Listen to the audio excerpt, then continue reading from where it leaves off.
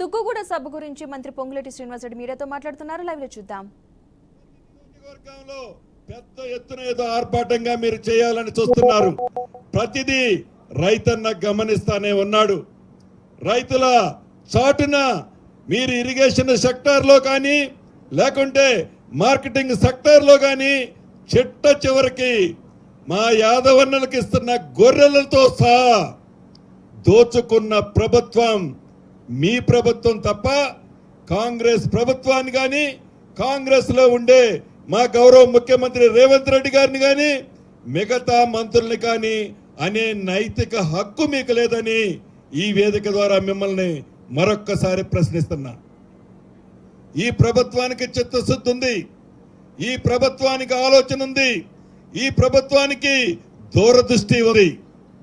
ఇచ్చిన 6 గ్యారంటీలనే కాదు, ఇవ్వని అనేక సంక్షేమ కార్యక్రమాలని ఈ ప్రభుత్వం చేయటానికి చిత్తశుద్ధి చేస్తుంది.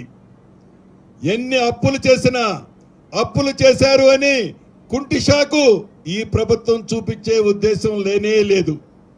ఈ మధ్య ఒక వేదికలో ఒక మంత్రి అంటున్నాడు, మాజీ మంత్రి అంటున్నాడు, మా ముఖ్యమంత్రి గారు డిసెంబర్ 9వ తారీఖు నాడే రైతన్నలకి 2 లక్షల రుణమాఫీ చేస్తామని. బరాబర్ ఈ రాష్ట్ర ప్రభుత్వం గౌరవ ముఖ్యమంత్రి రేవంత్ రెడ్డి నాయకత్వంలో ఈ ప్రభుత్వం రైతన్నకి ఇస్తున్న 2 లక్షల రూపాయల రుణమాఫీని చేర్చి చూపిస్తుంది. అంతేకాదు ఇచ్చిన రైతన్నలతో పాటుగా 6 గ్యారంటీలని ప్రతి ఒక్క అంశాన్ని ఏదైతే ఇండ్ల స్కీమ్ ఇంద్రమ్మ ఇండ్ల స్కీమ్ ఉందో ప్రతి సంవత్సరం ఈ సంవత్సరం 4,50,000 ఇళ్ళు ఇస్తున్నాం. ప్రతి సంవత్సరం మళ్ళా ఎలక్షన్ వచ్చే టైం వచ్చేసరికి ఏ గ్రామానికి వెళ్ళినా రచ్చబండ దగ్గర మీటింగ్ పెట్టి ఇందిరమ్మ ఇళ్ళు కావాల్సిన వాళ్ళు ఎవరైనా ఉన్నారా చేతులు ఎత్తండి అని అడిగితే ఏ ఒక్కళ్ళు కూడా మాకు అవసరం లేదు, మా అందరికి వచ్చినాయి అని చెప్పే విధంగానే ప్రజలు ఉండే విధంగా, ప్రజలు కోరుకునే విధంగా, ప్రజలు మెచ్చుకునే విధంగా ఇందిరమ్మ లాంటి ఇళ్ల లాంటి స్కీమును కూడా ఈ ప్రభుత్వం చిత్తశుద్ధితో ఇవ్వటానికి సిద్ధంగా ఉన్నదనేది గత ప్రభుత్వంలో ఉండే పెద్దలు గమనించాలి.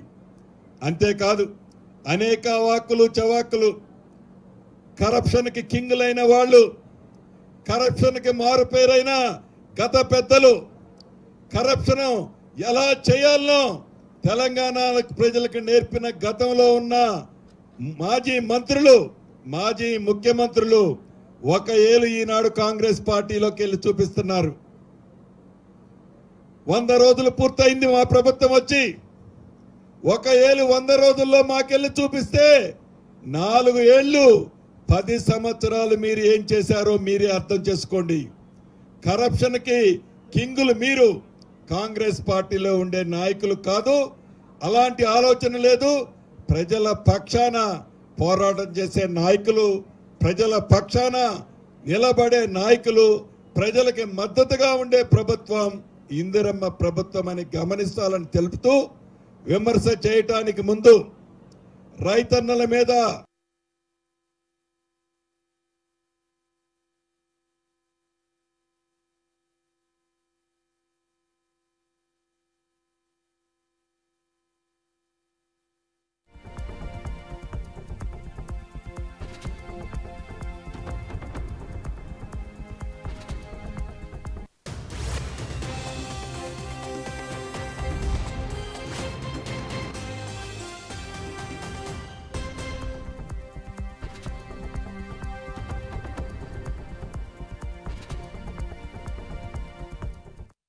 మా రేవంత్ రెడ్డి గారు సవాల్ ఇసిరారు.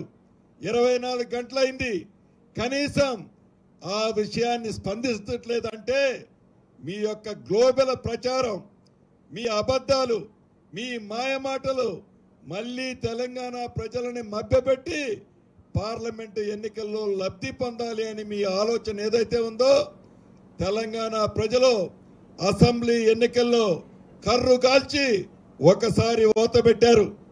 మళ్ళీ ఈ పార్లమెంటు ఎన్నికల్లో